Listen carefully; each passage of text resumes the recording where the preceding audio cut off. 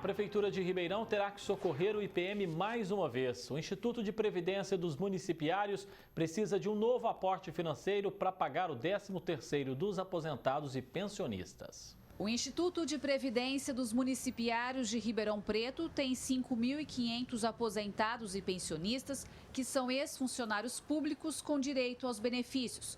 A folha de pagamento mensal gira em torno de 40 milhões de reais. Este ano todo, o IPM pagou mais de 522 milhões aos dependentes. Para o 13º salário, não tem dinheiro no caixa.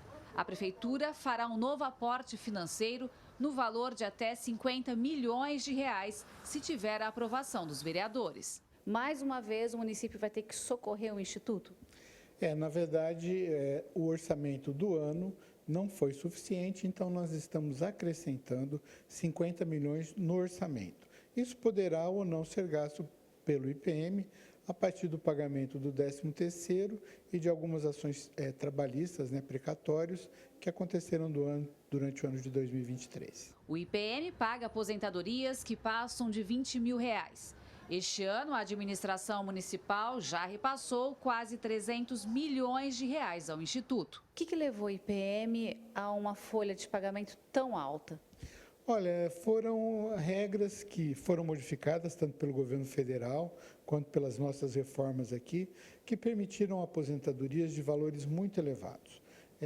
Claro que o funcionário tem o direito, ele trabalhou para ter uma aposentadoria, mas quando você passa a ter valores de forma muito elevada, fica muito difícil para o município sustentar. Sem contar que não houve o que a gente chama de previdência, Instituto de Previdência que não foi previdente. Nós não tivemos uma guarda desses valores lá atrás. Tudo isso faz com que a administração atual seja obrigada a se responsabilizar pelo passado. A Prefeitura já fez 3 reformas para tentar resolver o problema do IPM com inchaço na folha de pagamento. Uma em 2017, outra em 2020 e a última 2 anos atrás. Entre as mudanças, a idade limite para a aposentadoria, que passou a ser homens 60 anos e mulheres 55. Essas reformas não ajudaram? Ajudaram demais. Se a gente não tivesse feito essas reformas, hoje o IPM seria insustentável. Nós diminuímos em muito o repasse do município ao IPM, alterando a idade mínima de aposentadoria, aumentando a idade mínima de aposentadoria, modificando as formas de pensão, modificando o valor que os ativos contribuem, aumentando as alíquotas, criando a aposentadoria complementar, ou seja, hoje quem entra na prefeitura tem como limite o teto do INSS, o mesmo que qualquer outro funcionário. Então, se a gente não tivesse feito essas reformas, realmente hoje seria insustentável. O professor de Direito Financeiro da USP explica como esse novo socorro financeiro que o Executivo deve fazer ao Instituto pode impactar na cidade.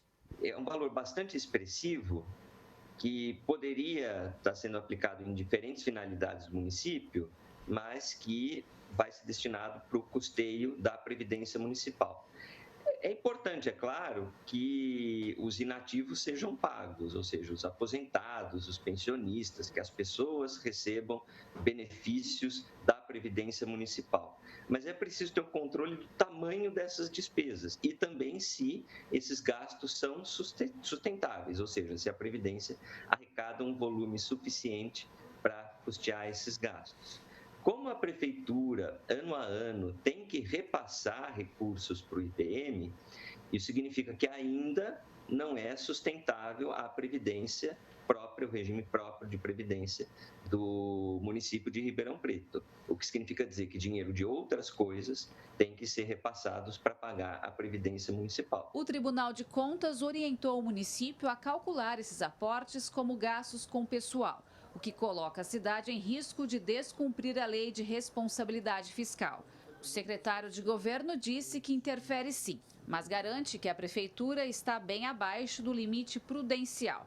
Mesmo assim, pode ser perigoso. É um risco no sentido de que, com essa inclusão dos repasses por IPM nas despesas com o pessoal do município, ele poderia ultrapassar o limite da lei, ou seja, poderia estar descumprindo a lei de responsabilidade fiscal, se o limite fosse aplicado imediatamente. O próprio Tribunal de Contas foi bastante compreensível com os municípios e ofereceu um prazo mais longo de ajuste para evitar um efeito financeiro, um impacto financeiro muito instantâneo, então cortes muito bruscos de outras despesas no momento. Então, o risco no momento é esse, que o Tribunal de Contas cobre o cumprimento imediato da lei de responsabilidade fiscal e, com isso, a Prefeitura tem que fazer um ajuste financeiro muito grande, tirando mais dinheiro ainda de outras áreas. A Prefeitura está pedindo autorização da Câmara para poder fazer esse repasse. É importante aí que tenha uma fiscalização do Legislativo para acompanhar essa situação, que não é de agora?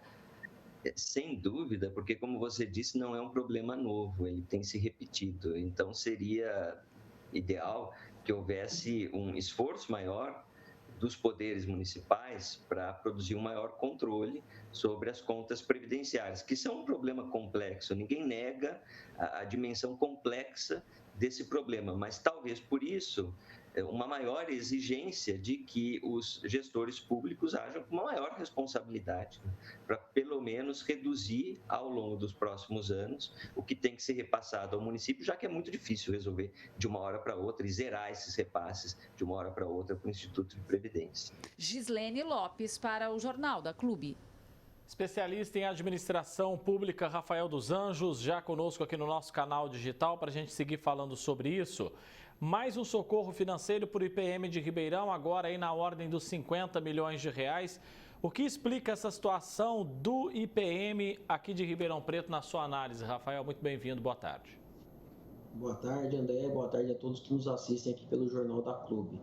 É uma questão histórica no IPM, o que a gente tem quando fala Instituto de Previdência, a gente precisa pensar na lógica do regime de previdência, que as pessoas que estão trabalhando vão, ao longo do tempo, tendo descontos em seu pagamento para que depois esse recurso seja usado para pagar a aposentadoria. Não foi o que aconteceu no caso da cidade de Ribeirão Preto, daí a gente chegou nessa situação. Por quê? Foram feitos inúmeros benefícios para os servidores, para algumas carreiras específicas, isso deve ficar bem claro, que foi dado um aumento sem essa contrapartida de receita para poder arcar com essa aposentadoria.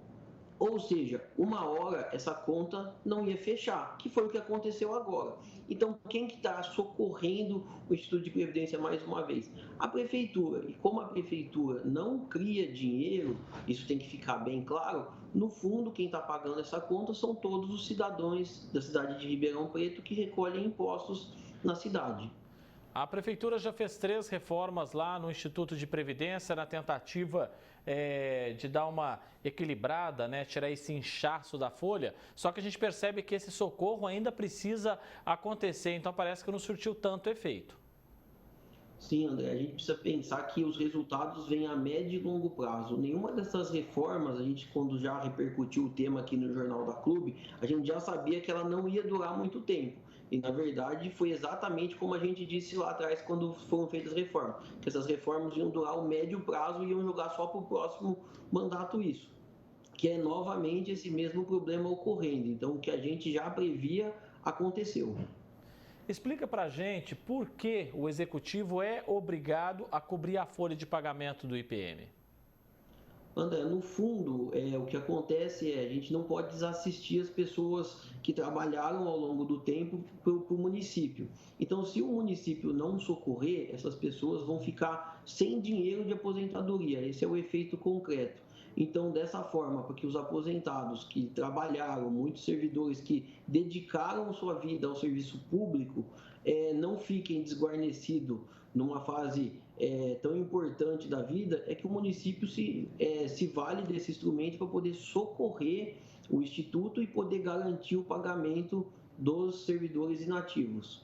É preciso, então, rever, né, toda essa sistemática, enfim, o sustento do Instituto, porque esse aporte que a Prefeitura faz poderia ser usado também em outras obras pela cidade, em outras benfeitorias. Sim, André, a gente está falando de valor de 50 milhões de reais aí, que daria, se a gente dividir por um ano isso, um pouco mais de 4 milhões por mês. Isso poderia estar sendo usado para compra de medicamento, escola, investimento em tecnologia, benefícios para o cidadão, então tudo, asfalto, transporte público, é o mesmo dinheiro, sai do mesmo local. Se a gente conseguir sanar um problema de um local, esse recurso pode ser melhor aplicado em outro. Até o Tribunal de Contas orientou a cidade a calcular esses aportes como gastos com pessoal. E aí a cidade pode ter o risco de descumprir a lei de responsabilidade fiscal também? Ainda não, André. A gente pegar a última medição da folha pelo Tribunal de Contas do Estado, estava em 43,83%. A gente está falando da receita corrente líquida de Ribeirão em torno de 3,4 bilhões, face ao gasto com pessoal de 1,5 bilhões. Lógico que a gente tem que analisar o crescimento vegetativo da folha, como o secretário bem disse na reportagem, ainda tem a questão que talvez não seja utilizado todo esse recurso, então provavelmente a gente não vai extrapolar o limite de 54% da lei de responsabilidade fiscal no município de Ribeirão Preto. Especialista em administração pública, Rafael dos Anjos, agradeço muito a sua presença aqui no Jornal da Clube. Um abraço e até mais, Rafael. Eu que agradeço, André. Uma excelente tarde a todos. A você também.